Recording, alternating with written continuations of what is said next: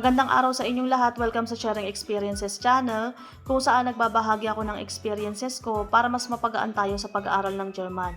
Ngayon naman ang pag-uusapan natin is ano yung naging experience ko habang nag-aaral ako ng German.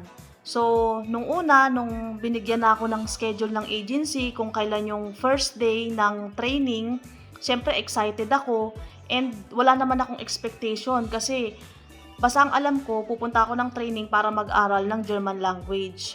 Nung nandun na ako sa training, nandun na kami sa room, hindi kami magkakakilala. Or yung iba siguro magkakakilala. Pero iba-iba kami ng agency, pero pare-pareho kami ng employer. Ngayon, syempre first day, nagpakilala yung bawat isa and lahat masaya, kinikilala yung katabi. Siyempre may mga nagpapasiklab ng mga posisyon nila dati sa pinanggalingan nilang trabaho or ospital. Meron naman mga nagpapasiklab sa German language kasi nga may alam na sila, either nag-advanced study sila or may kakilala sila na nakarating na ng Germany. Ako talaga, nung pagpasok ko talaga sa training, wala talaga akong alam, as in zero knowledge. And dahil zero knowledge, hindi ko alam, so talagang nakikinig ako, gusto kong matuto, nagsusulat talaga ako, and nakafocus talaga ako dun sa teacher kung ano yung sinasabi niya. Alala ko noon, meron pang nagtanong na ano daw ba yung pag-aaralan namin, or ano ba yung exam na kukunin namin, Allgemein daw ba or Pflege. Hindi ko naintindihan yun nung una. Sabi ko, ano kaya yung tinatanong niya? Tungkol saan yun? Bakit may ganun? Ganun. Hindi ko talaga naintindihan yung tinanong niya na yun. Pero ngayon, naintindihan ko na. Alam ko na yung sinabi niya. So, dahil zero knowledge ako, wala akong alam. Talagang nagsusulat ako.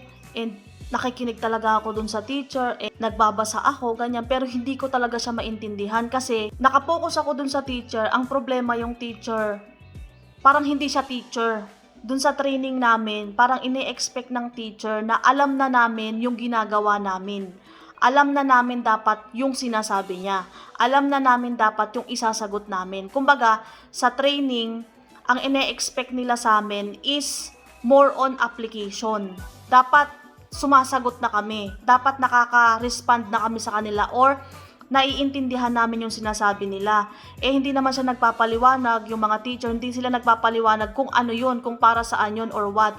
Basta, nagsasalita lang sila ng German, minsan nagsasalita sila ng English, pero hindi nila pinapaliwanag kung ano yung tinuturo nila.